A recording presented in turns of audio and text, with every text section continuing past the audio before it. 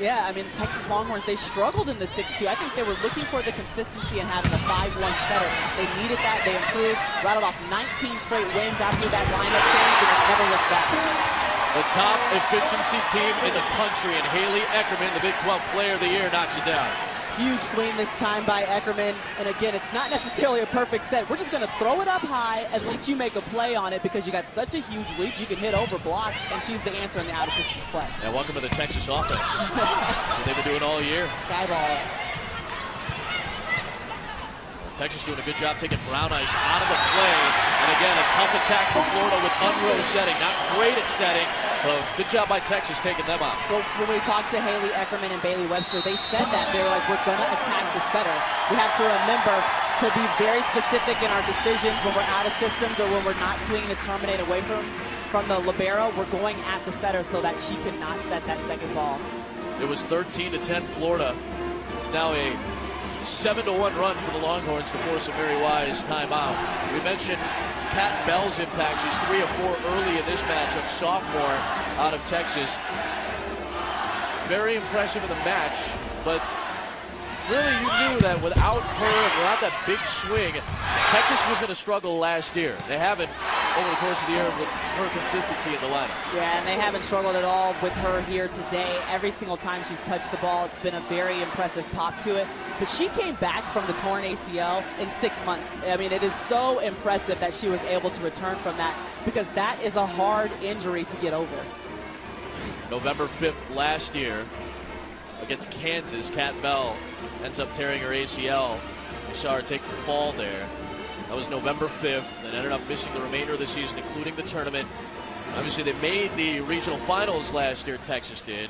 Lost to UCLA, the eventual champion. But Jared Elliott said, if we have Kat Bell in that match, he's got a lot more confidence that Texas could have won. Obviously, hindsight's 20/20, but you can see why he would say something like that with Kat Bell's prowess. She's a game changer. I mean, and it's great to have excellent outside hitters, Haley and Bailey, but you got to have a strong middle that's able to really draw blockers, and that's what Kat Bell is. I mean, she's so dynamic, and she can get the power swing when it's needed and pull some of that attention and pressure off of your pin hitters.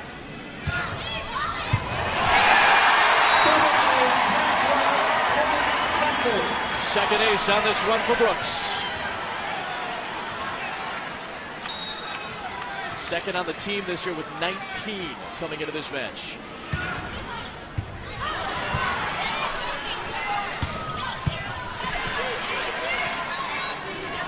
Eckerman with a triple block on the outside pin. You don't see that very often.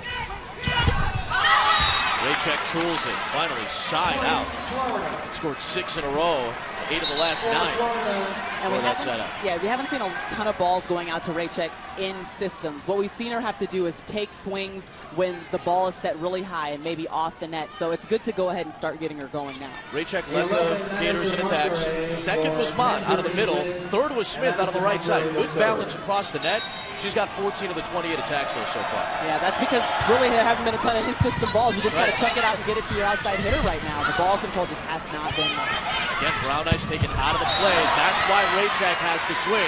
And Texas is up by 4. Oh, such smart ball placement, recognizing that Brown Ice is in the front row. You see the really short tip right in front of the net.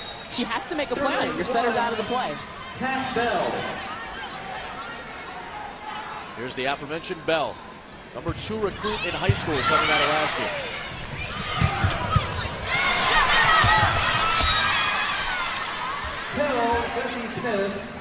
Smith ends up with the kill. They're down by 3. Let's see if they can withstand that Texas run a moment ago. And a big key here is either really tough serving or can we get a good touch on the block? Do we slow down this offense just a little bit? Eckerman. This is a shot that Haley Eckerman worked on the offseason. It's that really sharp cross cut. It's difficult to make a play on it. You know your libero is going to be stepping in and stepping around the block, but she's cutting it so hard that it's not even around the block. It's almost as if it's behind the block. So it's a really good shot to hit. A triple block with Raycheck out of the back row, flexes it through. Raycheck does get a lot of swings out of the back row. She's still a part of the offense, but the triple block, Texas is always going to go with it when they're seeing a swing from Florida out of the back row. They think they can get a good touch on that block. Good pass, Brooks. Eckerman. Horns one to touch. No call. Florida's back within 2.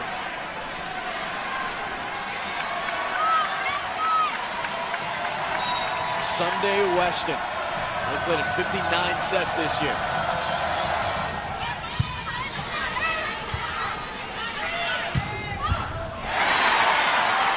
Even with the triple block up there, Eckerman finds a way to get a kill. And you see that technically this is a broken play.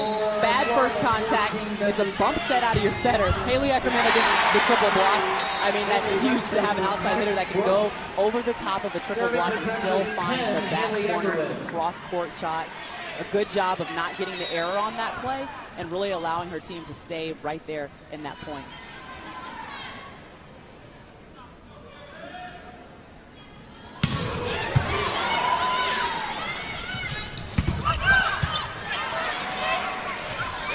Webster.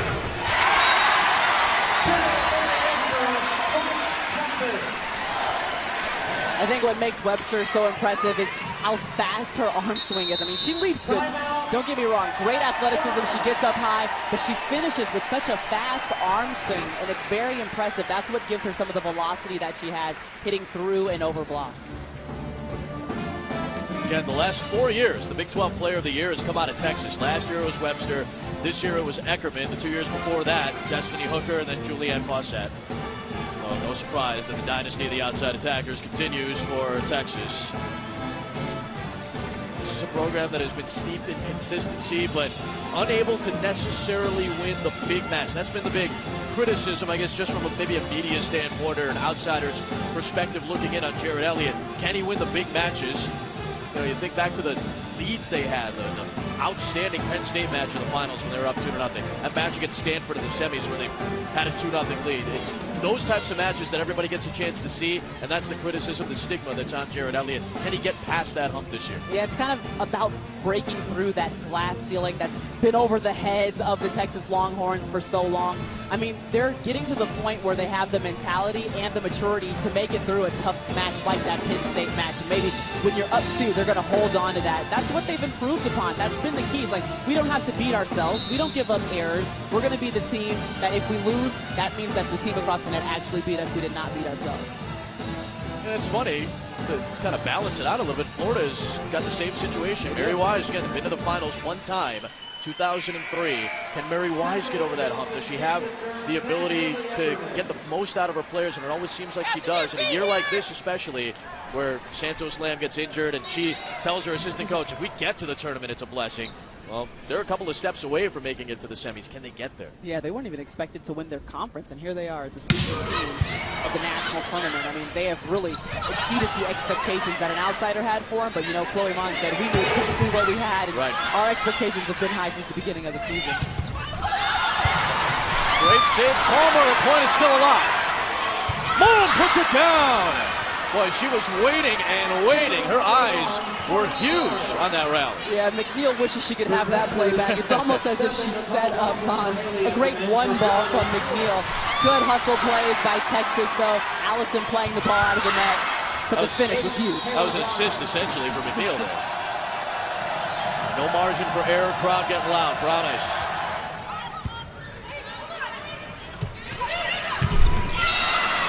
It's a rare miscue. 5 errors apiece so far in the attacking end. Again, a couple of the service errors look pretty big right now for the Gators. Texas will take a timeout. Coach Elliott says he wants 3 to 5 hitting errors per set. Right now, they're at the max. So Texas doesn't want to have another hitting error. Having a timeout, time to regroup, and get the team back focused on what got them to where they were, and that was siding out, making good, clean decisions with the ball. Putting the ball in the setter's position if they don't have a good swing on it. I mean, that's another key that they have to continue to use here in the first set.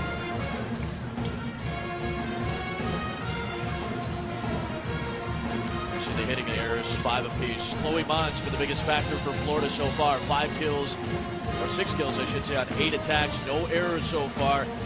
feels like you'd want to get her the ball a little bit more as the match wears on, as much as possible. And easily, I think, the most improved player in the Florida Gators program, what she's done this year. But you see the efficiency in Chloe Mon. If she's floating into the block, she recognizes that they come with her, and she swings away from it. I mean, she's cutting her corners very well. She's also having a very quick release on her swing, so that means the block doesn't have time to penetrate and get over and press on her, and that's why she's been so efficient already. Again, she's leading the nation, hitting efficiency, and she proves it again here tonight, already hitting 750. Didn't play high school, or didn't play volleyball until she got to high school. She's from Gainesville, went to Eastside High School. Mary Wise said it, I think, a couple of years ago, that Chloe Mon might be the biggest project I've ever had. And you said it, maybe the most improved player for the Gators over the last year and a half. Yeah, she's really taken over, especially you lose Kelly Murphy or Christy Jacob. Right. Who's going to take over that offensive load? Well, it was sitting right there the whole time. It's Chloe Mon. They've really relied on her and given her more attacks this year.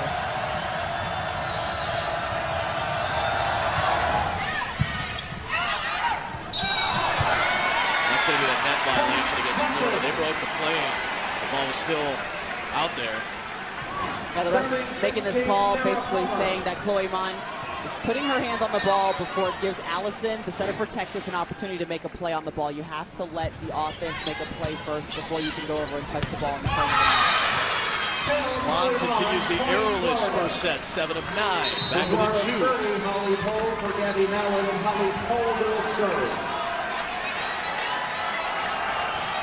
Holly Pohl, sophomore, a recruited walk-on service. 26 aces this year. Webster off the hands and down. Set point, Texas.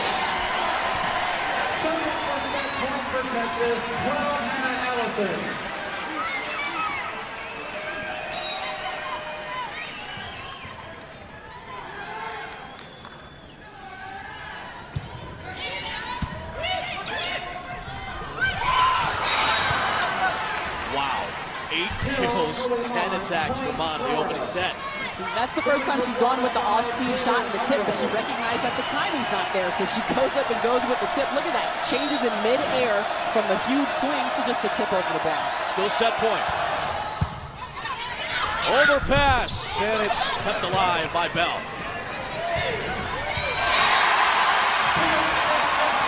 Webster got it down on that little roll shot to close out set 1. The block never makes it all the way out to the line. Webster recognizes it and just paints the stripe. I mean, a really smart shot from an experienced, mature hitter. You check it out. I mean, it just barely stays inside of the net, but that's the shot that she had. Against the triple block, where are you going to go? You can't go cross court. You got to use the line. Just got a piece of it.